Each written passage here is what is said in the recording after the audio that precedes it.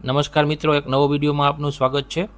આજે આપણે જાણશું કે ડ્રાઇવિંગ લાયસન્સનું ઓનલાઈન ફોર્મ કઈ રીતના ભરવું।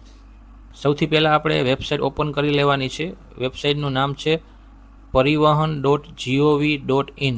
તમે આ વેબસાઇટ ઓપન કરશો એટલે અહીં ઓનલાઈન સર્વિસનો એક ઓપ્શન આવશે। તેમાં આપણે ક્લિક કરવાનું છે ડ્રાઇવિંગ લાયસન્સ રિલેટેડ સર્વિસ, તેના ઉપર ક્લિક કરું છું। તેમાં ક્લિક કરશું એટલે આપણે અહીંથી સ્ટેટ સિલેક્ટ કરવાનું આવશે, આપણું રાજ્ય। જે તમારું રાજ્ય હોય તો તમે સિલેક્ટ કરી શકો છો। હું ગુજરાત સિલેક્ટ કરું છું। તમે ગુજરાત રાજ્ય સિલેક્ટ કરશો એટલે ઘણી બધી સર્વિસ છે અહીં। તો સૌથી જો તમે પહેલી જ વાર લાયસન્સ બનાવવા માગતા હો તો સૌથી પહેલાં આપણે એપ્લાય ફોર લર્નર લાયસન્સ તેના ઉપર ક્લિક કરવાનું છે। તેના ઉપર ક્લિક કરશું એટલે અહીં આપણે હવે કન્ટિન્યુ ઉપર ક્લિક કરવાનું છે। અહીં આપણે કેટેગરી સિલેક્ટ કરવાની છે। અહીં જનરલ સિલેક્ટ કરશું। જો તમારી પાસે કોઈ પહેલાં લર્નિંગ લાયસન્સ કે ડ્રાઇવિંગ લાયસન્સ કે જો ન હોય તો અહીં પહેલા નંબરનું સિલેક્ટ કરવાનું છે। પછી આપણે અહીં આરટીઓ ઓફિસ સિલેક્ટ કરવાની છે। જે તમારા વિસ્તારમાં આવતી હોય તો તમે સિલેક્ટ કરી શકો છો। એટલે અહીં ઓપ્શન આવશે। હવે મારે અહીં 4 ઓપ્શન બતાવે છે। તો તમારે જે ઓનલાઈન ટેસ્ટ દેવા જવાનું હોય, ઓનલાઈન પરીક્ષા, તે તમે કયા સ્થળે જવા માગો છો તે અહીંથી આપણે સિલેક્ટ કરવાનું છે। જે તમારે નજીક પડતું હોય તે તમે સિલેક્ટ કરી શકો છો। અમારે અહીં સબમિટ ઉપર ક્લિક કરવાનું છે। સબમિટ ઉપર ક્લિક કરશો એટલે તમારે અહીં મોબાઈલ નંબર એન્ટર કરવાનો છે અને અહીં કેપ્ચા એન્ટર કરવાના છે। ચાલો હું બંને કરી લઉં છું। બંને એન્ટર થઈ જાય એટલે જનરેટ ઓટીપી ઉપર ક્લિક કરવાનું છે। તેના પર ક્લિક કરશું એટલે તમારે અહીં જે મોબાઈલમાં ઓટીપી આવે તે અહીં એન્ટર કરવાના છે। અહીં કેપ્ચા એન્ટર કરવાના છે અને પછી સબમિટ ઓટીપી ઉપર ક્લિક કરવાનું છે। ચાલો હું તે બધું કરી લઉં છું। તમે ઓટીપી સબમિશન કરશો એટલે આવું એક પેજ ઓપન થશે। તેમાં તમારે બધી જ ડિટેલ ભરવાની છે। ક્યાં શું ભરવાનું છે તમને હું જણાવી દઉં છું। અહીં તમારું ફર્સ્ટ નેમ, પછી મિડલ નેમ, પછી લાસ્ટ નેમ, પછી રિલેશનમાં ફાધર, મધર, હસબન્ડ જે આવતું હોય તે લખી એનું ફર્સ્ટ નેમ, મિડલ નેમ અને લાસ્ટ નેમ। પછી આપણે મેલ, ફિમેલ, જન્મનું સ્થળ, કેટલું ભણેલા છો તે, પછી બંને એડ્રેસ, એ બધું ભરાઈ જાય પછી તમે તમારું લાયસન્સ શેના માટે કરાવવા માગો છો। મોટરસાઇકલ અને 4 વ્હીલ બંને માટે કરાવવા માગો છો કે ખાલી 4 વ્હીલ માટે કે ખાલી મોટરસાઇકલ માટે કરાવવા માગો છો તે સિલેક્ટ કરવાનું છે। એક આપણે 4 વ્હીલ માટે કરાવવાનું છે તો તેમાં આવશે LMV લાઇટ મોટર વ્હીકલ। તેના ઉપર ક્લિક કરી અને આ જે જમણી સાઈડનો એરો છે તેના ઉપર ક્લિક કરશું એટલે અહીં આવી જશે। પછી છે મોટરસાઇકલ વિધાઉટ ગિયર અને મોટરસાઇકલ વિથ ગિયર। તો આપણે આ મોટરસાઇકલ જે ગિયરવાળા હોય છે તેનું કરાવવાનું છે, તો તેની ઉપર ક્લિક કરશું અને જમણી સાઈડના એરા ઉપર ક્લિક કરશું એટલે તે પણ અહીં આવી જશે। આપણે આ બંને લાયસન્સ કરાવવાના છે કે મોટરસાઇકલ વિથ ગિયર અને લાઇટ મોટર વ્હીકલ, તે અહીં સિલેક્ટ થઈ જાય પછી આપણે અહીં એક સેલ્ફ ડિક્લેરેશન ફોર્મ છે તેના ઉપર ક્લિક કરશું। ફોર્મ ઓપન થઈ જાય તેમાં આપણે પહેલામાં નો, બીજામાં યસ અને પછી આપણે બીજા બધામાં નો આપવાનો છે। તમે એક વખત વાંચી લેજો। પછી અહીં એક્સેપ્ટ કરી અને સબમિટ કરવાનું છે। સેલ્ફ ડિક્લેરેશન ફોર્મ સબમિટ કરવું ફરજિયાત છે। અહીં સબમિટ સક્સેસફુલી થઈ ગયેલ છે, આપણે ઓકે આપી દઈએ।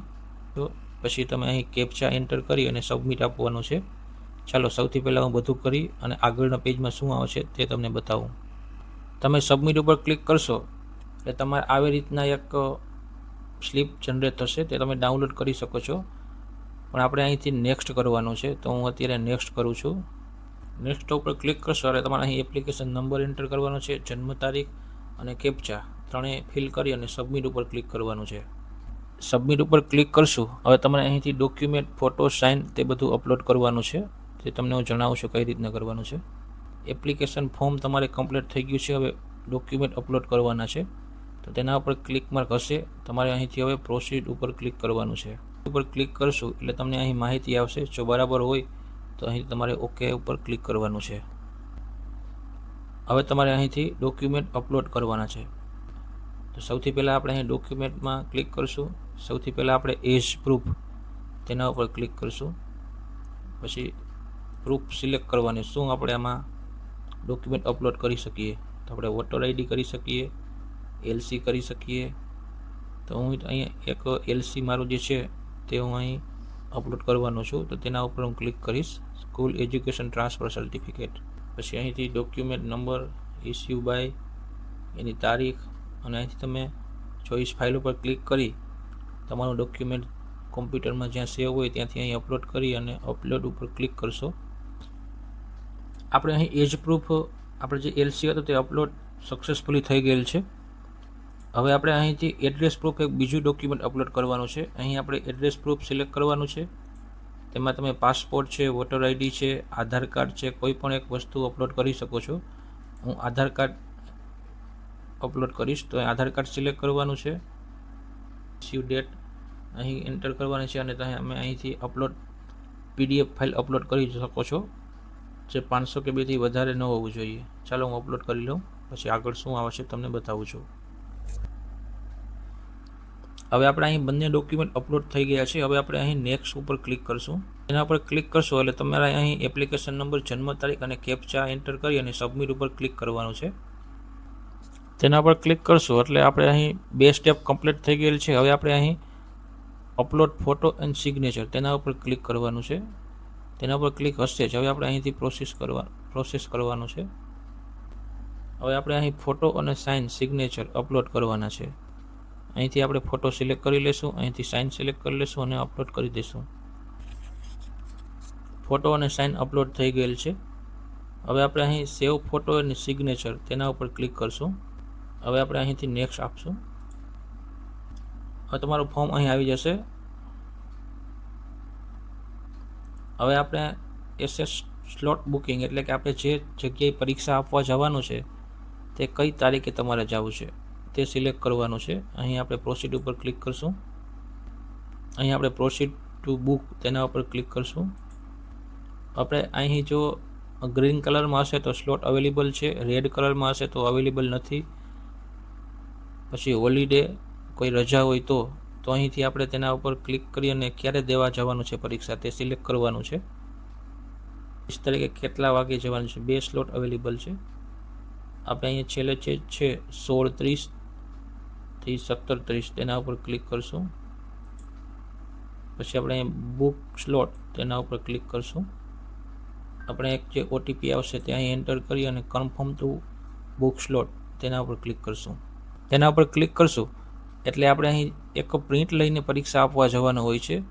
જેવી રીતે આપણે કોઈ પણ એક્ઝામ આપવા જઈએ તો હોલ ટિકિટ સાથે લઈને જતા હોય તે જ રીતના તો આપણે આ પેજને આપણે પ્રિન્ટ કરી લેવાનું છે અને સાથે લઈ જવાનું છે. તો આપણે અહીં પ્રિન્ટ ઉપર ક્લિક કરશું. કરી લઉં છું. ડાઉનલોડ થઈ ગયેલ છે. હવે આપણે અહીંથી નેક્સ્ટ ઉપર ક્લિક કરશું. થી આપણે એપ્લિકેશન નંબર, જન્મ તારીખ અને કેપ્ચાથી સબમિટ કરવાનું છે. હવે આપણું લાસ્ટ સ્ટેજ છે કે પરીક્ષાની ફી, તેના ઉપર આપણે ઓલરેડી ક્લિક હશે. હવે આપણે પ્રોસીડ ઉપર ક્લિક કરશું. એટલે આપણે અહીં 1350 રૂપિયા ફી ભરવાની છે.